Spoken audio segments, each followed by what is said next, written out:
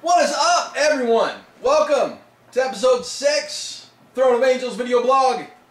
I'm your host, Derek Osborne, also known as the Angelic One.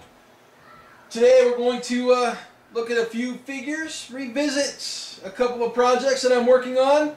I've had a few requests from you guys out there to look at some painted figures. So we're going to revisit St. Luke from the Dark Age line. Working on a small Forsaken Force for my buddy Kevin Clark. So we're going to take a look at Luke all assembled and painted up. We're also going to look at a fantastic single figure storage piece. No, I'm kidding. It's this is my little daughter's makeup bag thingy. It's cute. It says sassy on it. I totally dig it. One of you guys want it? Got anyone? No? Alright, cool. So, we're actually going to look at Soda Pop Miniature line for a couple of models for the upcoming Relic Nights. We're going to look at the Noh Bezerker. We are also going to look at Calico Kate. I really dig this model. It's one of my favorites. I've also had a lot of requests to explore the Alkemy game. Quite frankly, I've had an overwhelming request to demo that game. So, we are going to look at the Aurlok Nation starter box. I picked up a couple of starters and a few of their expansion boxes. So, be looking for a demo for this game in a couple, 2-3 episodes once I digest the rules and find somebody else that plays or can talk somebody else into playing. But we're going to look at the starter box today. We're also going to take a quick update look at my progress on the legendary Cang from Cool Mini or Not. I started work on that this week, so we'll take a look at it as well. So, with that, we've got a few things to look at, a couple of things to really kind of dive into. Let's get started. All right, first up, St. Luke, the revisit.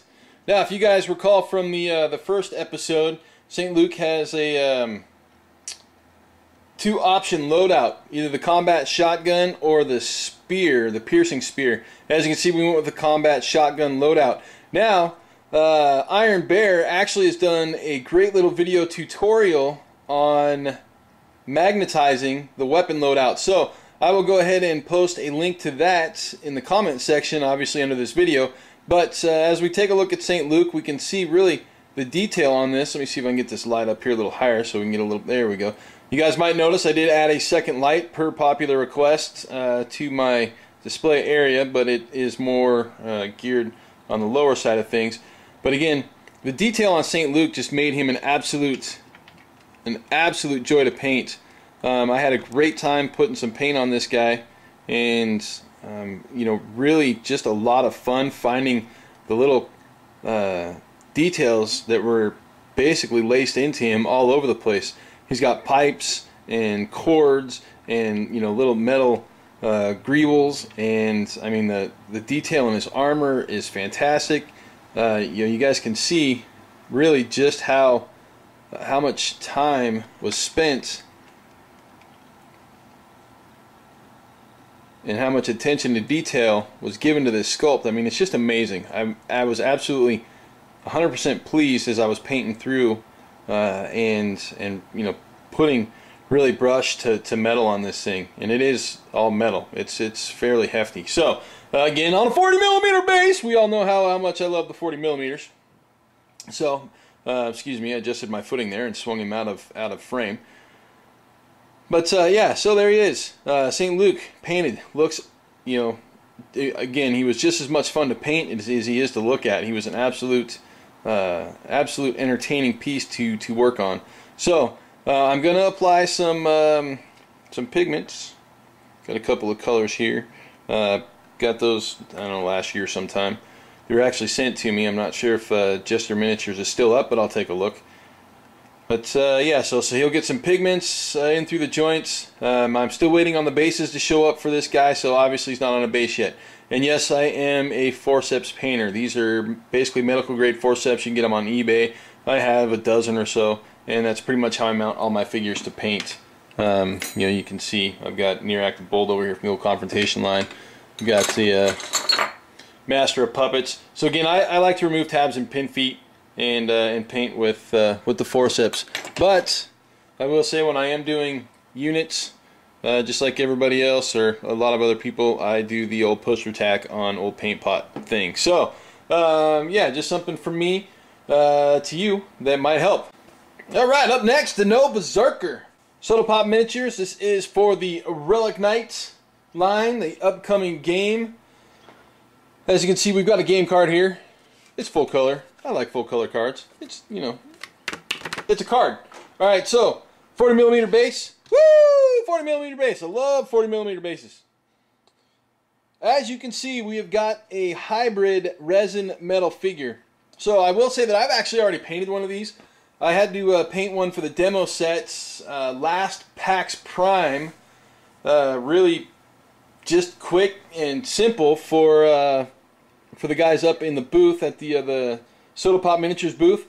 They were missing a couple of pieces, and they brought them down and said, hey, we need you to paint these. So I've painted this guy already, and I'll definitely tell you that he's got loads of detail, and he's a lot of fun to paint. We'll take a look at him up close. Let me grab one of these, get my fingers out of the old frame. So, as you can see, we're looking at a miniature. You know, we've got some mold lines, nothing too bad. It's a resin, so you know, basically we just want a seam scraper. It runs. This one here runs basically from the leg up through on the arm. Nothing that we, as you know, modelers and painters haven't seen before, and carries through all the way to the other leg. So I don't see it on this side on the body or the arm. I don't see it across the shoulders or the head. Really, no bad venting, no real issues or problems in regards to overall sculpt quality. Just that small little mold line on both sides of the legs. There is a little bit there. You can see, probably not because I've got a good glare going on there. I'm sorry. There we go. So you can see right there, there's just a little mold line that goes across his, basically his left tricep. But again, I'm not seeing one carry through underneath the arm where the line should. There's a little bit on his right hip and then down his right leg. You know, nothing terribly bad. Like I said, seam scraper or an X-Acto knife blade, easy cleanup. So we'll take a look at the metal parts. So, his big ass club. I dig the big ass club. We've got a lot of detail in the big ass club. You can actually see, or not. We're going to adjust the lighting. There we go. Hey, much better. Alright, so you can see there that there's actually symbols sculpted into the club all the way around. So you've got, I'm going to use my favorite word, symbology in his weaponry. Got a fantastic demon face. Go the other way, Derek. There you go. Fantastic little demon face or no head for his oh, what would you call that? His giant belt buckle. That works. I'll use giant belt buckle. But again, on the metal, we're looking at a fairly clean sculpt on the metal. I'm just going to use my fingers on this one. Actually, I've got a piece on the bottom I can grab. There we go. Alright, so fairly clean sculpt on this. Nice amount of detail, nice level. No mold lines, no issues, no problems. Now again, bear in mind, you're going to get mold lines on different things here and there. And nothing really to be too concerned about unless they're really, really out of control. This obviously is his back sash. As you can see, the lines are carrying pretty much the same design all the way through. Forearm gauntlet. Taking a look. Look at that. There's a mold line. There's a mold line right where you glue it. That's funny. So that means there's a mold line on the other side. And I do see a bit of a mold line, but not much of one right there on the bottom. I didn't see it on the top, but we'll go ahead and revisit and take a look just to be sure. There is a little bit on the top. So a little bit of filing, a little bit of sanding on that one. Not a big deal. Alright, so that is your Noh Bezerker. And there she is. Calico Kate, along with her Cypher Scully. And I have a text message. Transformers in the house. Alright, so that's Scully, little Cypher. He's packing a little cannonball. Awesome little dude. 30mm base belongs to him. 50mm belongs to Cat. Now, this piece did come packed in a plastic bag inside of a large box. If you guys didn't see the box or get a good enough view of it, that is the box. Awesome artwork. So, I will say the one thing that I am missing on this is instructions on how to put it together. So I'm going to have to take a little time, study it well, and piece it together bit by bit. But the attention to detail is amazing. I mean, her legs, look at that. Her legs have figureheads. How awesome is that, right? Pirate Calico Kate got a pirate figurehead on her Relic Night. So awesome. Alright, so Kate herself, 2 pieces, little flash there. Kate's upper body. Not quite sure what this is, but I'm sure it has something to do with the midsection of the Relic Knight itself. Large body. Looking it over. Hopefully I'm smart enough to figure this thing out. But I will definitely say there's probably directions online, and I have been told that when they get repackaged here shortly for the release of the game, they will have directions in them. So I'm not too terribly worried about it, as quite honestly, Relic Night is not on my list of games to jump on right quick. But as you can see, taking a quick overview of these pieces and just looking them over, not a whole lot of flash, not a whole lot of issues, not a whole lot of mold lines. I haven't touched any of these models straight out the box. That's probably the thinnest piece. As you can see, slight bend in the sword arm there. Obviously, we'll have to bend that back, but shouldn't be a problem. A couple of pistons, I'm sure, for the arms or the legs. Again, very clean pour. I'm not seeing a whole lot of cleanup work going to be required on this. A little bit on the side there, but really, as a whole, once I get to putting this thing together, I'm not going to have to do a whole lot of preparatory work. So, oh, look at that. Some sort of cannonball action there. I know what it is, but can't really expound upon that until the game is released. So, there it is, Calico Kate. As you can see, we've got 2, 4, 6, 8, 10, 12, 14, 16, 18, 20, 22, 24, 25, 26, 27 or so pieces. That's a good size model. Price on this bad boy is $50. So, I'm thinking probably the size of a fairly large character warjack. I've never put one together myself yet. Once I get it together, I'll get it back on video and we'll take a look at it a little more in depth. So, Calico Kate from Soda Pop Miniatures for the upcoming game Relic Nights. Alright, so before we get to the Alkemy starter box, we take a look at the base, which is basically what I've got squared away and put together for my Cang project. Alright, so as you can see, there's a few spaces that I'm going to have to putty up. Not a huge deal, because, well, I putty. And quite honestly, with a resin piece this size, it's a little to be expected. The front tower, or the front part of the tower, however, is actually very solid fit. Worked very, very well. Went in there pretty much smooth like a butter. It's just this little back piece. It fit real well in here, but obviously along the side there's a little bit more spacing than I think was intended. And then obviously we've got a good sized space there. So again, a little putty, that'll be all right. Little putty probably on the inside of the interior there, if you can see it. Let me see. Point it out with a pair of forceps. So right in here, there's a little putty work that I'll do just to kind of seal that up and make it look nice and uniform. So with that, obviously we've got Cang's lower body next on the list. Alright, so here's our Alkemy starter box. I actually want to unbox this thing because I am very, very impressed by what Kraken did when they put these together. So they actually have, when you pull out the materials, you've got a pre-molded plastic tray, rulebook on top. So every starter box comes literally with everything that you need. You've got your rules, which, you know, obviously I'll read and go over. You've got dice. So you've got your dice for the game. Obviously 6 six-siders in there specific to the game. You have your bases, which are the flat-sided Games Workshop style 25 millimeters. They give you a tape measure. This is basically a laminated strip of paper, 19 inches in length, and make that 20 because they give you an inch on the front. So, tape measure, bases, dice. They even give you a heavy card set cut counters.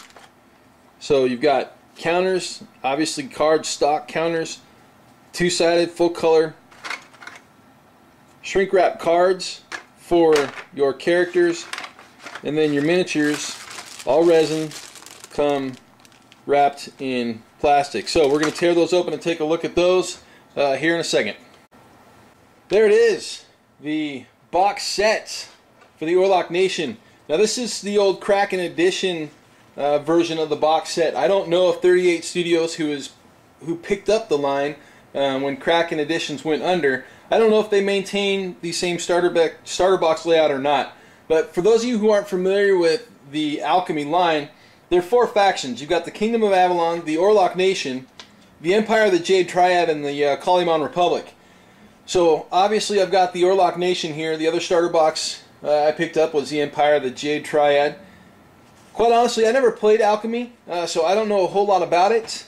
Most of their miniatures, or I should say half of their miniatures, actually didn't interest me. I don't like the Kingdom of Avalon line, nor do I care much for the Calcio Republic. I just don't like the figures. So that's a big thing for me when I play a game. I really have to enjoy the figures as well as the rule set for me to get involved in the game. But I've had a lot of requests for this, which, you know, after doing some research and talking to some people, I've been told that this is probably one of the best skirmish games ever put out on the market. So it piqued my interest enough for me to grab a couple of starter boxes and a couple of expansion boxes for the Jade Empire and the Aurlok Nation, just so I'd have something to demo, so you guys could have a quick look. Now, miniature market right now, honestly, they're clearing out all their old Kraken Edition stock. So I picked this up for pennies on the dollar. I think my starter box was $9. So 5 highly detailed resin figures for $9. You really can't beat it. I've looked this one over. The only thing that I've really found on this large guy, pretty much right there on that shoulder, is obviously a mold line, and then you've got a vent right there on a little small on this, you know, this little piece that comes off of his ear, his tusk, I guess. I should probably put that in frame. Sorry, guys. So yeah, so there's a vent line right here off of that tusk. That's the only thing that I really see in regards to cleanup on this guy. Looking at his arms, there was a mold line across the top of his right arm. The forearm area there, you can see it. Not too bad. It's not anything that's going to really be a problem. His left arm was really totally clean. Obviously, with the vent tube there, I've got to clean that off. So, looking at this one, and I have no idea what any of these guys are called. I don't know, you know, what kind of figures or what kind of troops they are. I don't know really anything about the game. So, you guys are going to learn right alongside me as we go through this, as I put these guys together and get them squared away and get a game demo out. We'll learn together. So, this guy, the detail on these figures actually is very impressive. I'm really really enjoying just looking at this stuff. Plus, for resin models, they are very, very clean. Just my lighting there because they're a different material, so we're getting a different light bounce. Very, very clean models. I'm really impressed. Now, obviously, we've got a small issue here. I've got a crazy bent spear, but since it is a resin, obviously I can basically put that underneath a hairdryer and flatten it and get it bent out correctly. So nothing I'm too terribly worried about. This guy, I think these guys may be one of the staples to the Aurlok Nation, because I see these guys more than anybody else. Little mold line across the top of the left leg. Nothing a seam scraper or a quick piece of sandpaper, maybe even a small file will take care of. I don't like the file resin miniatures myself. I prefer to seam scrape either with a seam scraper or an X-Acto blade, just because files tend to bite too much into the material. As you can see, you know, again, looking this over fairly closely, I'm not seeing a whole lot of issues or problems.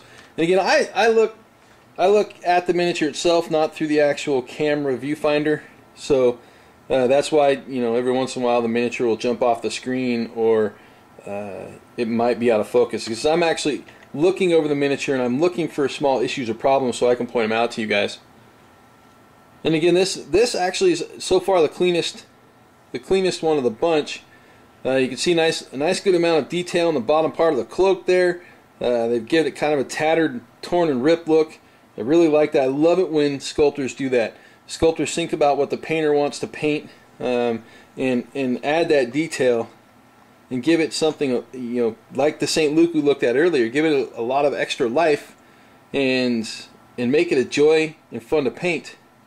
This guy looks like an Indian Brave, a little bit of flash, mold line action on the tip of his nose, but quite honestly, unless you've got the right light, you can't even see it. So quick brush of some sandpaper across the tip of his nose, and I think this guy will be solid as well. Now, he must be a shaman of some sorts, because he's got a hook staff with some feathers on it. Again, the detail in the hands, really well done. Really well done. If you can see that there, excellent. If not, I'm sorry. Good detail on the feathers. The feathers look great. So overall, this box set, as far as, like I said, I think it was $9. Screaming outrageous deal.